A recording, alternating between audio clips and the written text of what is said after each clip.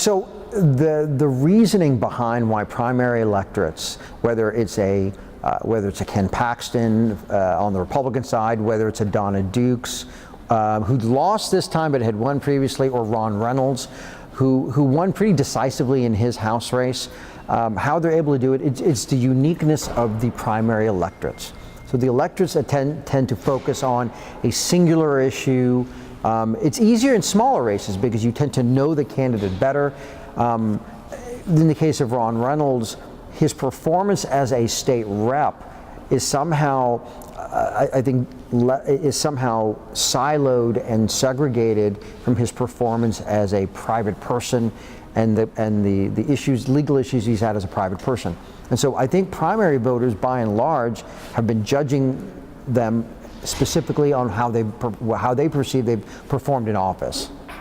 Look, you've got to run a campaign. Ron Reynolds ran a race. He had establishment support. The issues with Donna Dukes were as basic as literally not showing up to committee meetings, literally not showing up to votes. Her performance as a state rep was called into question. Ron Reynolds, by and large, is liked by his own caucus. He was liked by the speaker. He was liked by members of the opposition. He was well regarded as a member.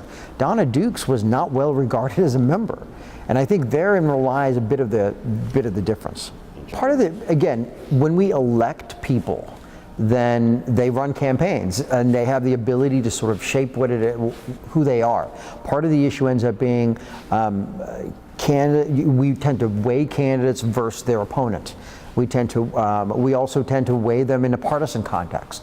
So if once you get to wear that nomination, and once you get to wear that team jersey, so to speak, folks who support that team tend to vote for them regardless of the underlying liabilities that may exist. So there will be Republicans that will vote for a crooked Republican over an honest Democrat and vice versa. And it happens all the time.